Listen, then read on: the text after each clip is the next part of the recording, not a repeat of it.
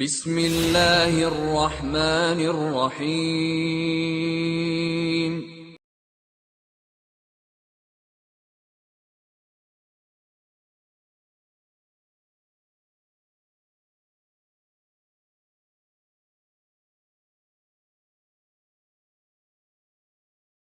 Assalamualaikum warahmatullahi wabarakatuh. Alhamdulillah wassalatu wassalamu ala rasulillah wa ba'd. Kaum muslimin dan muslimat, hafizakumullah ta'ala. Pohon yang Anda saksikan ini adalah pohon bidara yang biasanya berbuah, namun saat ini tidak berbuah karena musim panas dan dia berduri. Pohon bidara ini berduri. Bagaimana anjuran Nabi SAW untuk kita manfaatkan daun bidara ini? Yang pertama, gunakanlah daun bidara ini untuk memandikan jenazah.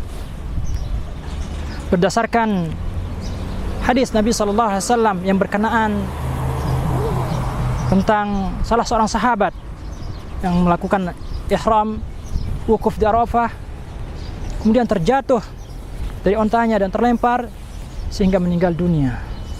Nabi memerintahkan kepada para sahabat yang lain, igsiluhu bima'in wa sidrin wa kaffinuhu bithawbaihi, rawahul Bukhari wa Muslim.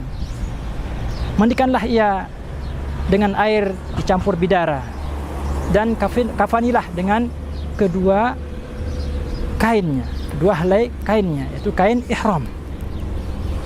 Demikian pula perintah Nabi SAW kepada Ummu Atiyah radhiyallahu anha yang sedang bersama para wanita untuk memandikan putri Nabi SAW, yaitu Zainab.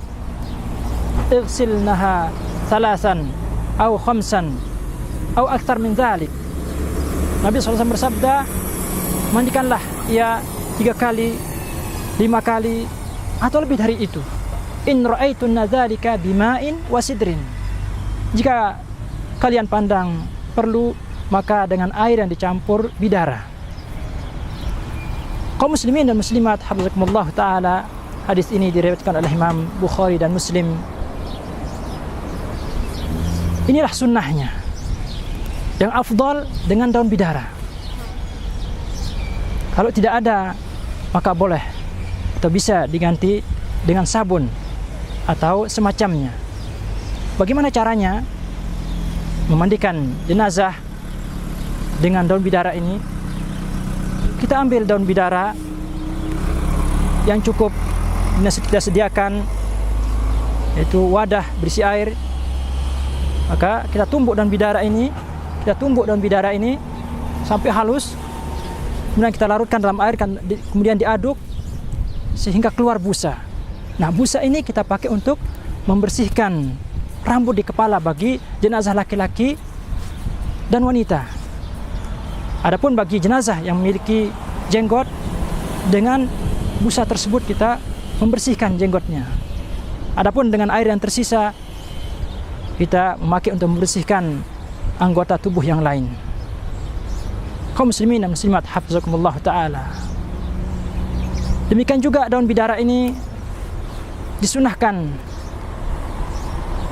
untuk mandi bagi wanita. Selesai haid dan nifas, wanita wajib mandi. Maka ketika mandinya disunahkan menggunakan daun bidara.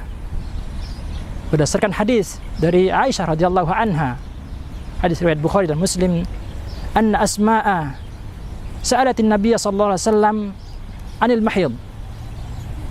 Asma binti Syakal bertanya kepada Rasulullah SAW tentang mandi haid.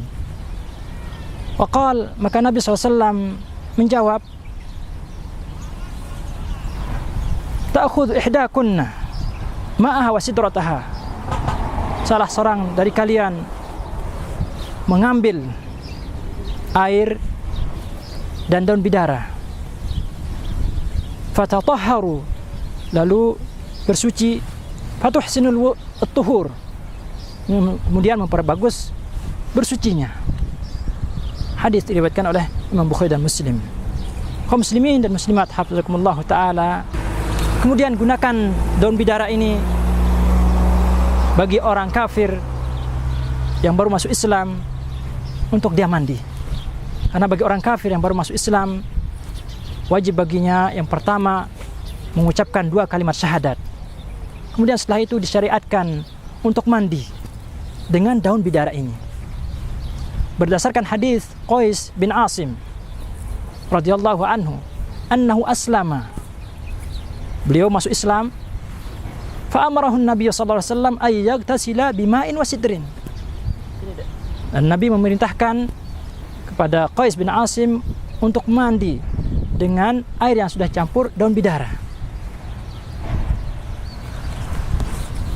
Kaum muslimin dan muslimat hafizakumullah taala, adapun menggunakan daun bidara ini sebagai ruqyah syar'iyyah, semisal untuk mengobati gangguan sihir, maka bagaimana caranya?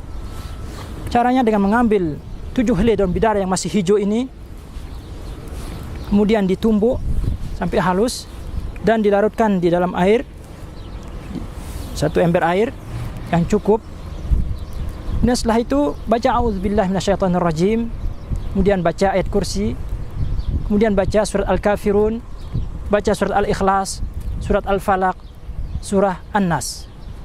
Demikian juga baca surat Al-A'raf ayat 117 sampai 122.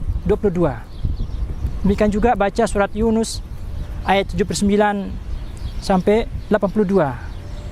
Baca juga ayat surat Toha ayat 65 sampai 70.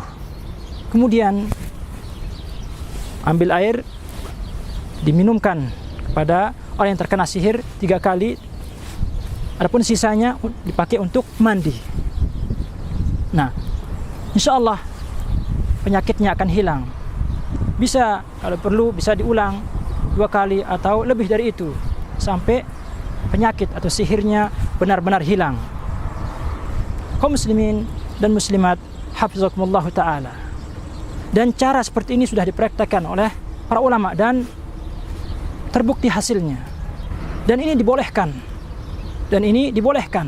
Oleh para ulama, di antaranya Wahab bin Munabbih rahimahullah, Ibnu Hajar rahimahullah, Syekh Ibnu Baz rahimahullah taala, Syekh Ibnu Utsaimin rahimahullah taala, Syekh Ibnu Jibrin, dan para ulama yang lainnya. Karena berobat dengan suatu yang mubah.